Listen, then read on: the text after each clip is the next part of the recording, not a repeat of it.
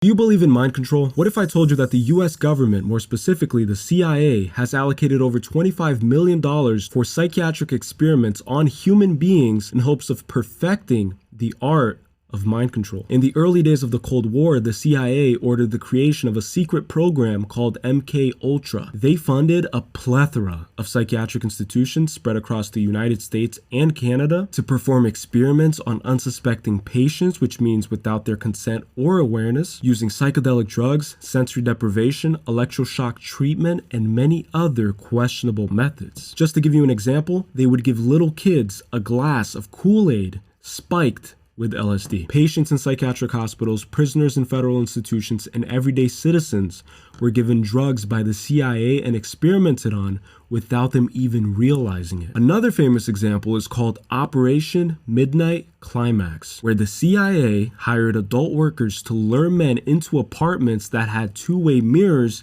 and instructed them to dose these men with LSD while they sat and observed on the other side of the mirror. The CIA even hosted a series of LSD-induced parties so that their scientists could study the effects of live music and psychedelic drugs, which ironically served as a catalyst for the development of the hippie movement just a few years later. Countless people with various different ailments were promised a cure if they agreed to undergo treatment in one of the CIA-funded institutions. New MK Ultra patients were subject to a procedure known as de-patterning, which was designed to reduce patients to an infantile and childlike psychological state, where doctors could take full advantage of that person's cognitive vulnerability and then rebuild that patient's mind while entirely under the doctor's control. They would force patients into an insulin coma and use a method called psychic driving, where they would play tape recordings on an incessant loop that were designed to brainwash the patients. They would also resort to an extreme method known as the Page-Russell electroshock therapy that was meticulously designed to wipe out the patient's memory by breaking his or her pain threshold. Not only has the CIA publicly acknowledged every single thing I just said, but they have also admitted to the unlawful, unethical, and immoral nature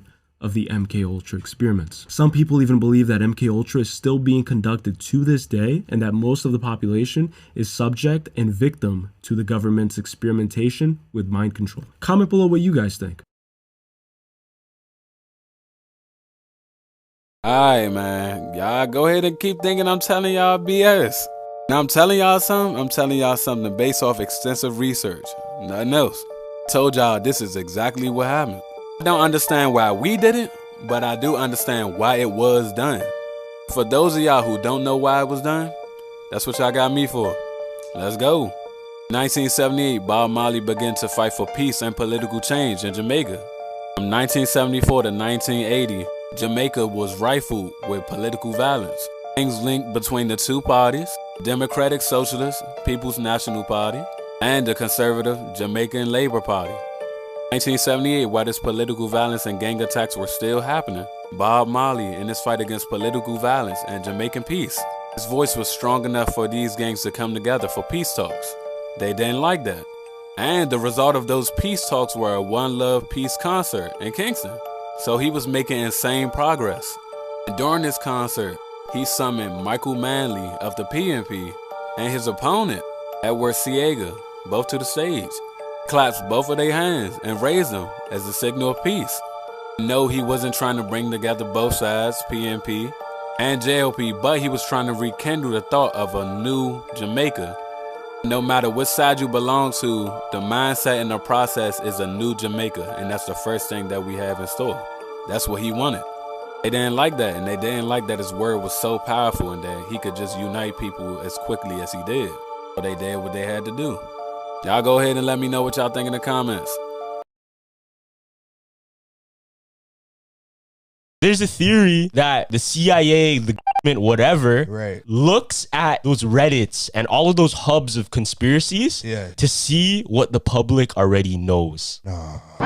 So if you bag it, right? If you bag it, we're gonna come out with the craziest conspiracies and put it on Reddit, whatever, right? Yeah. So if you think about it, whoever's in the highest power at trying to figure out what conspiracies they're catching on to, Right. they're gonna take a look at what we're talking about. So in a sense, who knows? There could be people watching this podcast right now that are like, shit, maybe they know about this. Oh, no. Let's see if they know about this yet. You saying we're getting targeted? Nah, let's say that. Chill. Knock on wood right now, bro. Knock on wood right now, fam.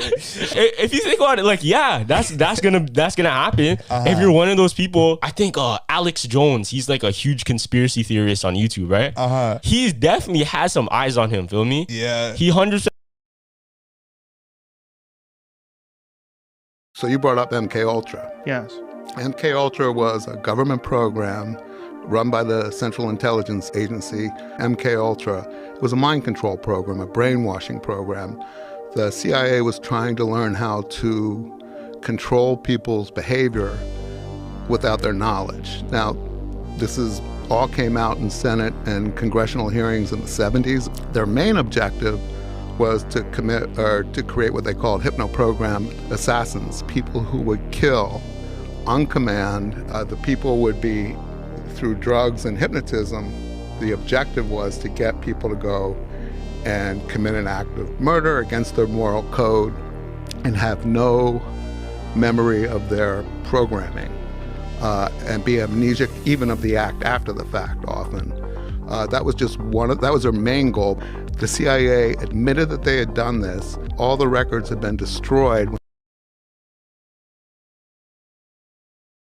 We are 8 days away from the Pentagon releasing all documents that they have on UFOs from the CIA. So let's catch up on the ones that we already have. Okay, this one is from 1955, and it is really interesting because it talks about a triangular spacecraft, similar to the one that we just confirmed is real by the Navy. October 4th, 1955. Apparently there was a bunch of people on a train, and someone looked out the window and said, "Did you see that? I just saw a flying saucer." Everyone laughed, but then when the train stopped at a stop, everyone looked out the window, and there they saw it. A triangular object on the ground, which we would say is probably not more than 2 miles in distance from the railroad. The size was comparable to that of a jet fighter in the form of an equilateral triangle. There were 3 lights on the object, one on each point of the triangle. As we watched, it ejected itself from the launching site, making between 3 to 7 fast spirals in the air. We watched it climb and reach a high altitude. This was no ordinary takeoff, but a launching procedure more like a missile ejection.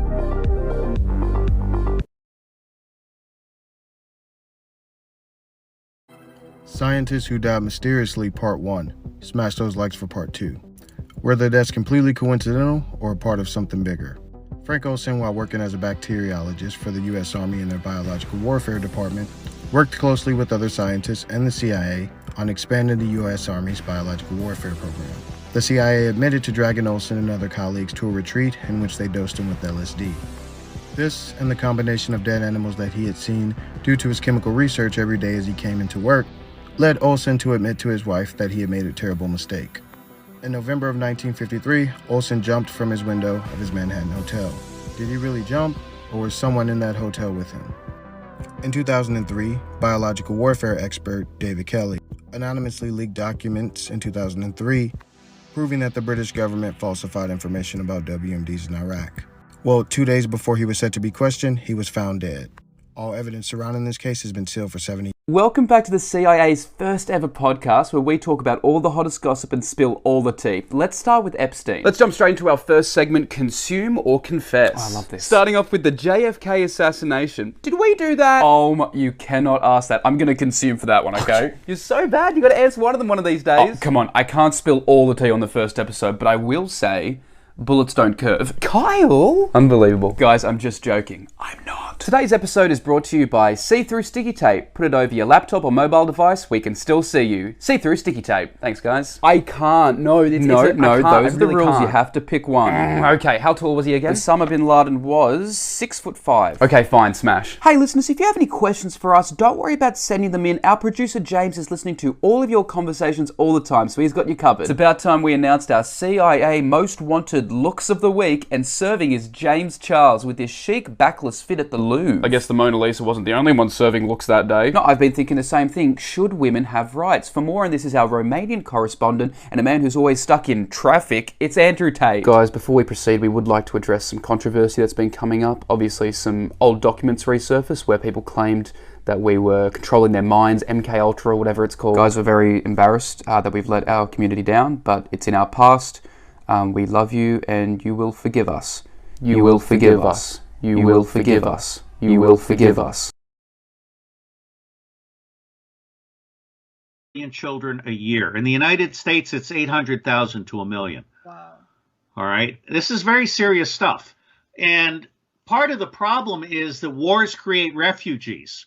And if you look at Hillary Clinton, for example, the Haitian disaster, her friends were in there scooping up children. Yes. What? Yes, yes, yes. Say that. This is a matter of record. Yeah. Now, let me go back to the whole thing of child sacrifice, adrenochrome, and so forth.